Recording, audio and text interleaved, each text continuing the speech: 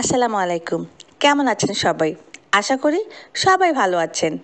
আজকে আমার এই ভিডিওটি হচ্ছে অনেক বেশি স্পেশাল।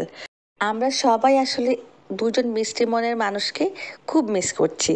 ভিডিওটি যখন এডিট করছিলাম তখন বন্যে মিস ইউএস কানাডাতে আর মিষ্টি মেয়ে মিথিলা আছে ইউকেতে।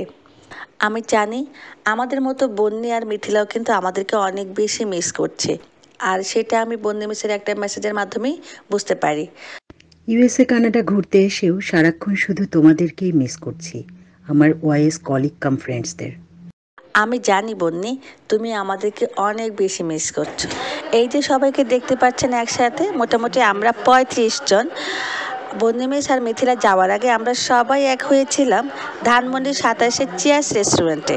ভাবতে আসলেই অবাক লাগে, আমরা এই ৩৫ জন কিন্তু একই সময়ে একই বিল্ডিংয়ে কাজ করি। এখন এদের মধ্যে অনেকেই হয়তো অন্য স্কুলে জয়েন করেছে, অনেকে হয়তো দেশের বাইরে চলে গিয়েছে, কিন্তু আমরা কিন্তু কেউ কাউকে ভুলে যাইনি।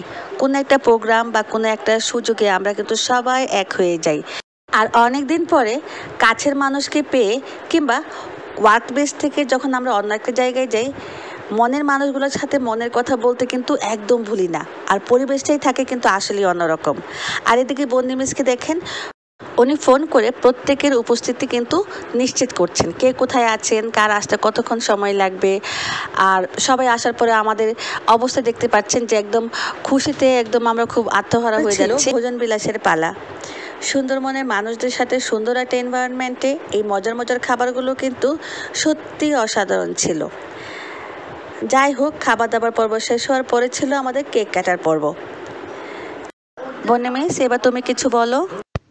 আমরা যারা ওয়ার্কিং ওম্যান, তাদের দিনের বেশিরভাগ সময় কেটে যায় ওয়ার্কিং প্লেসে কলিগদের সঙ্গে, আর তাই একসময় কলিগরা হয়ে ওঠে বন্ধুর মতো, ঠিক যেন পরিবারের অন্যান্য সদস্যের মতো।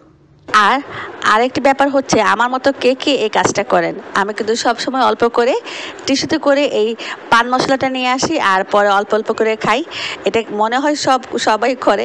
যাই হোক, আমি সবার সাথে শেয়ার করলাম, কিন্তু আমি সবসময় কিন্তু করি না। আর আমরা সবাই একসাথে হব আর ফটো সেশন হবে না, তা কি করে হয়। আর আমাদের মিষ্টি মেয়ে মিথিলার কিন্তু খুব সুন্দর একটা মেসেজ আমাদেরকে পাঠিয়েছে আমাদের সবার জন্য ইউকে থেকে। আর সত্যি এক মেসেজটি আমাদের সবাইকে, স্পেশালি আমাকে অনেক ইমোশনাল করে তুলছিল, তাই আমি সবার সাথে মেসেজটি শেয়ার করলাম। দেশ ছেড়ে ইংল্যান্ড চলে এসেছি, অনেক দূরে। সব সময় দেশের কথা খুব মনে পড়ে, আর খুব বেশি মনে পড়ে আমার বন্ধুদের কথা, আমার অক্সফোর্ডের কলিগদের কথা।